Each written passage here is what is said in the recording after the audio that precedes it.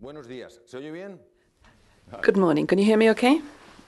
Empecé a interesarme I started getting con interested el tema de las emociones hace in 37 años. emotions about 37 years ago Cayó en mis manos un libro, because de I hecho, lo compré, un libro found a del book profesor Pedro Laín Entralgo, by que Pedro hablaba de Laín que Entralgo, médicos en a el siglo professor who stated antes de that Cristo, doctors in hablamos the de la 6th época century before Christ, we're presocrática, talking habían about the descubierto pre-Socrates la period, had increíble discovered forma the del incredible ¿Qué power pasaba of cuando bringing estos people together. médicos se Something happened encontraban con when sus doctors enfermos? met Algo their que ellos no podían patients. definir bien, no podían There matizar, was something they were podían que unable to sucedía, explain. They just saw y that something que happened. llevaba a la curación de And muchos de estos this enfermos. something led to their Curación incluso de patients, trastornos led to the muy cure of their graves. Por patients, las even descripciones in de the la case of época, podían some ser very procesos tumorales, serious infecciones severas illnesses después that, de heridas de according to guerra the y lo que descriptions, fuera. could have been war wounds or tumors, that Yo sort of entro thing. en la Facultad de And so when Medicina I después entered de the leer Faculty of esto, Medicine, having read that book, supongo que me van a I hablar de la importancia de las assumed that I was emociones going to cuando hear about the solo importance of tienes emotions delante un when in enfermo. front of you you have a patient. ¿Pensáis que me hablaron de eso?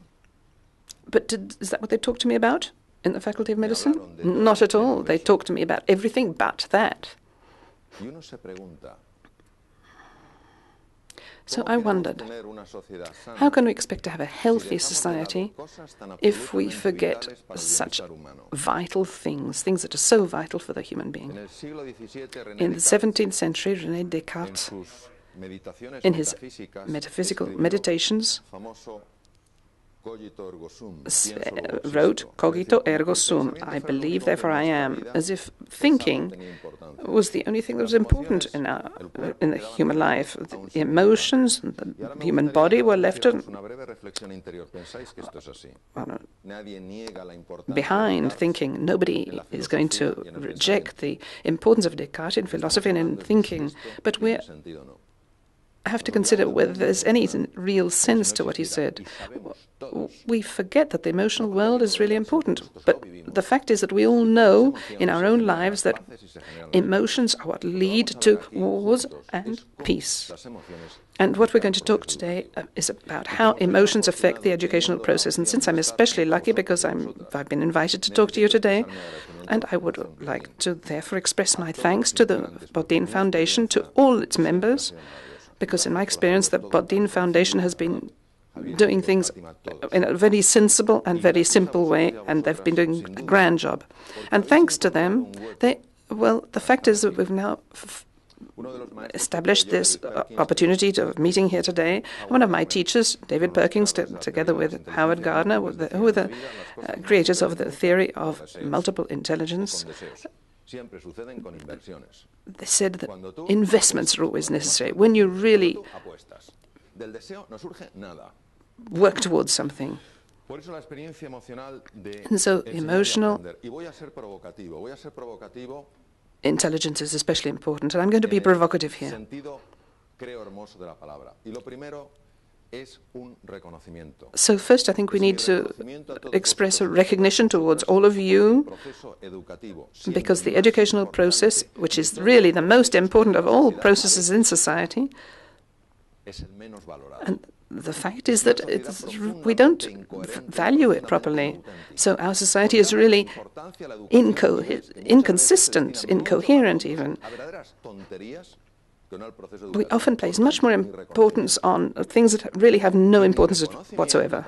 And I would also like to recognize the fact that we're all involved in education. When you point to a school and say, you don't know how to teach, then we have to remember what Gandhi said.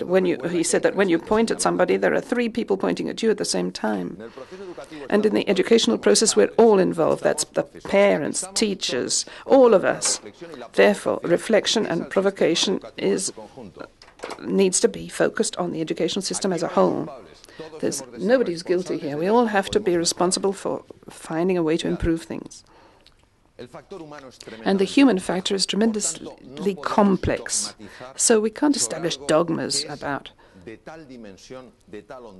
something that's so tremendously grave and important. The enigmas can be resolved by science. Mysteries can never be resolved. Albert Einstein said that if we have a mystery, you have to focus on it with humility. But the human being is a mystery. And we need to reflect all together on this. There are a number of questions we need to ask. Firstly, if we have a child here, well, when he was born, let's say he's number 2 in the family then left, and so this is a family and a child from a poor family. The mother had no training whatsoever, she had no schooling.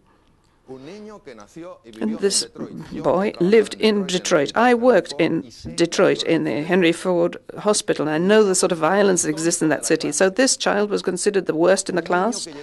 He was so violent that on one occasion he took a knife and knifed his best friend, but with the good luck that the knife was actually broken because it was broken by the child's belt. But this was a child who, with the help of his teacher and his mother, ended up believing in himself. He believed in his own capacity, in his own talent, in his own skills, and this was a child who had no future at all, but today he's the best children's neurosurgeon in the world, Professor Ben Carson. He's the head of surgery at Johns Hopkins Hospital in Baltimore, Maryland. So education can achieve miracles, can work miracles. Now, this was given to me by Sir Ken Robinson, who carried out one of the most important studies on creativity in the world. When children are aged between 3 and 5, if you give them a creativity test, 98% will pass. If they're 8 or 10, only 32% will pass. If they're aged 13 to 15, only 10% will pass. Who here is aged more than 15, I wonder? Well, you know what that means. So there's something in the educational process of which we all form a part, as I've already said, gradually reduces creativity in a systematic way, and that's a reflection that we must bear in mind. It's not a question of accusing each other, but we really need to come together and join forces to see why this is happening. You've all heard about a test that used to be given called the Intellectual Quotient Test, which assumed that when you passed this test, then you got a sort of seal that you were ready. Or you were clever or not clever. And that's not easy. To be classified as clever is not something that can be taken lightly. But today the group who know most about intelligence in the world are probably Professors Perkins and Gardner. And only 8%, I've heard this stated often by Daniel Goleman, only 8% of success in life, when we're talking about success, let's say a sort of normal success, only 8% of success is based on the intelligence of the person. 92% is based on other things, other factors. And in the 18th century in Scotland, David Hume, the philosopher, said that all human beings are born with no knowledge at all. So the mission of the educational process is to provide people with knowledge. So what does this mean? It means that we see each other as if we were empty buckets. And if you see an empty bucket, then you feel that you have to fill it. So in the end, we end up as walking encyclopedias. And in the 6th century before Christ, a philosopher said, the 6th century before Christ, that is prior to Socrates, the human mind is not an empty bucket that needs to be filled, but it's a fire that needs to be lit. There are some children that go through the educational process and without anybody detecting their main talent, and they come out of the educational process feeling that they have no talent at all. And as I've already said, in the educational process, we all form a part, including myself, obviously. And so how can we really gain access to that potential, that talent that has not appeared, that energy that's not been sparked. So we're going to try and look at some of the channels for doing this, some of the possibilities, some of the alternatives. Teresa Mabil, the University of Harvard, who's considered in the business world as one of the main specialists in studies that associate creativity with other things. Now, look at what Teresa Mabil said. She said, the wish to do something because you find it deeply satisfactory and a personal challenge, that really inspires the highest levels of creativity, both in the arts and in science and in business. So studies carried out by Teresa over many years have shown that the basis for creativity is just motivation. Creativity comes from passion. It doesn't come from cold reasoning, no. It stems from passion.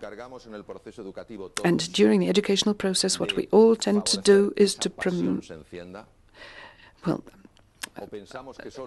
often I think what we do is we forget that we need to spark that passion, and we just focus on cogito ergo sum. I think, therefore, exist.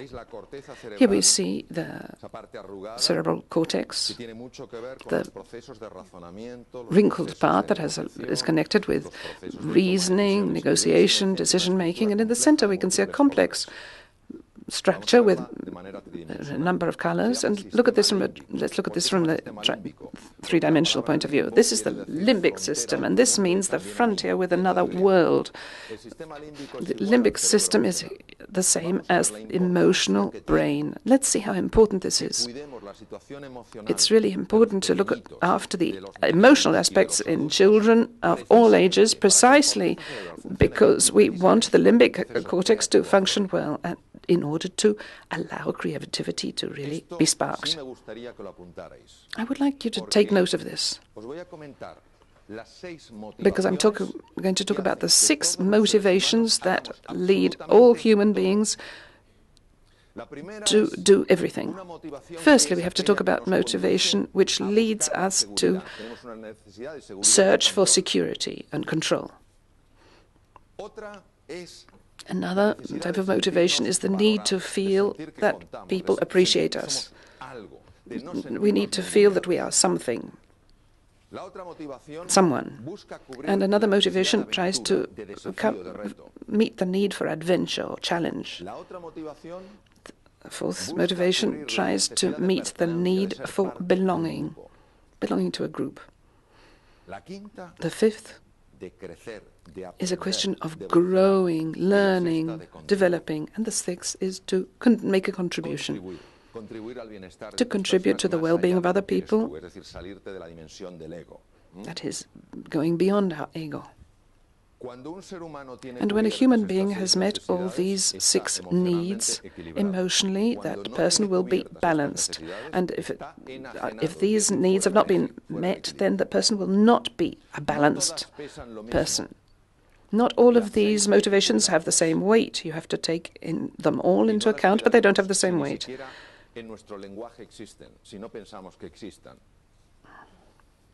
We have to understand that these motivations really exist. So this is the human brain. This has been colored by the computer. So what do we know about the human being, the human brain? Well, we know that when a person, let's say a child or an adult, it doesn't really matter, when a person in an academic environment, an educational environment, feels insecure, then something radically different will be happening in his brain than if he felt secure. So in an educational environment,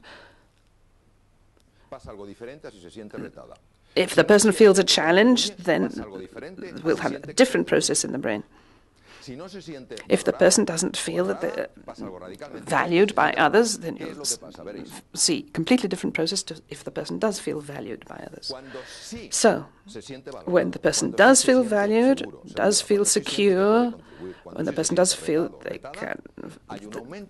facing a challenge, then there's irrigation in a certain prefrontal area of the brain just behind the forehead. And so what does this prefrontal area do? Well, it's the base of intelligence. When you have blood in the prefrontal area of the brain, that's when the day will work well. Everything will be just flowing for you. So the way in which you realize what is important, well, it's really spectacular. You learn tremendously fast. But when you're on the other side, when you don't feel secure, when you don't feel valued by others, when you don't feel that you can make a contribution, then there's a loss of irrigation in this prefrontal area. This has been seen through magnetic resonance. Now, secondly, if you do feel that these needs have been met, then what you can see here on the left, the dendritic spines, these things that come out of the dendrins, you're talking about something physical. Here we're talking about neuroplasticity. So reinvention of the brain is something real. But the key to all of this is the emotional world. If you feel that your needs have been met and you feel that you're facing a challenge, at the same time you feel secure because with other people and you know you have a contribution to make, you're being valued by others, then there's an increase in neuroplasticity. And not only that, but there's also an increase in what we call neurogenesis. So what you see on the left are stem cells, which start to emigrate to the hippocampus, which you can see on the right, and they are transformed over 3 weeks into neurons. So what does that structure called the hippocampus do? Well, it's really basic in educational processes, in learning processes, rather. It's rather strange, but all of this is really provoked by the emotional world. So cogito ergo sum ends up being insufficient. We are much more than just thoughts. Now, here you can see the reticular system. Ladies present today, raise your hands if you've ever been pregnant. And tell me, when you knew that you were pregnant, did you suddenly feel that there were more pregnant women in the street as you walked around the streets? And ladies and gentlemen here today, when you bought a new car, a new motorbike, when you bought it, you suddenly felt that what you just bought would suddenly become fashionable. Well, that's the reticular system. There's a motivation, and so that's the sort of light that starts looking for things.